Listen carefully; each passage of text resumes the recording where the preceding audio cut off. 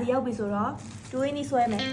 ဘန်ကောက်မှာလေဒီလိုလာရဆိုရင်ဂျူးရင်းဒီဈေးတန်တဲ့ချိန်ရောက်ပြီဆိုတော့ဈေးမှာ1ကီလိုဘတ်100နဲ့တွေ့လို့ဝယ်ပြီးတော့စားပြီး ကီလို100နဲ့ရတယ်တော့ဒူးရင်းဒီ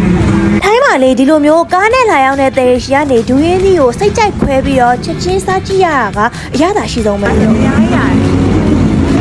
ဘန်ကောက်မှာကြိုက်တာတခုကလေဒီလိုမျိုးအသီးနှံတွေကိုနေရာမရွေးဝယ်လို့ရတာပဲ ကြောက်လေရုံကအပြန်အိမ်နာကဈေးမှာဒူးရင်းဒီကို1ကီလို100နဲ့ရတယ်ဆိုလို့စိတ်ကြိုက်ကိုဝယ်လိုက်ဒါတွေအကုန်လုံးကညစာနေနဲ့စားမှာနော်ဝါအမွာကြီးမှာအကြီးကြီးပဲဒီလိုချိန်ဆိုလေဒူးရင်းဒီကပုံမှန်1ကီလို100လောက်ပဲရှိရရယ်နော်စားပါအောင်ဒူးရင်းဒီစားရလေအပူကြအောင်လို့ဆိုပြီးတော့မင်းကုတီးနဲ့တွဲစားရတယ်ဆိုလို့မင်းကုတီးလေးဝယ်လာရယ်စားမယ်နော်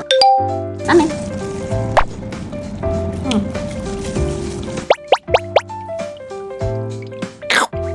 မိုးရတဲ့အကြောင်းရဲ့ကြိုက်ဆုံးကလေကြက်မောက်ကြီးတဝစားလို့ရတာပဲ ကိုကတော့လေဒီနေ့ရာသီပေါ်အသီးမျိုးစုံကိုဈေးတက်နဲ့ရတာလို့ညစာအလုပ်ကိုကြိတ်ပလိုက်တယ် ကဒူးရင်းနေဆက်ပြီးတော့စားလိုက်အောင်မယ်နော်တတ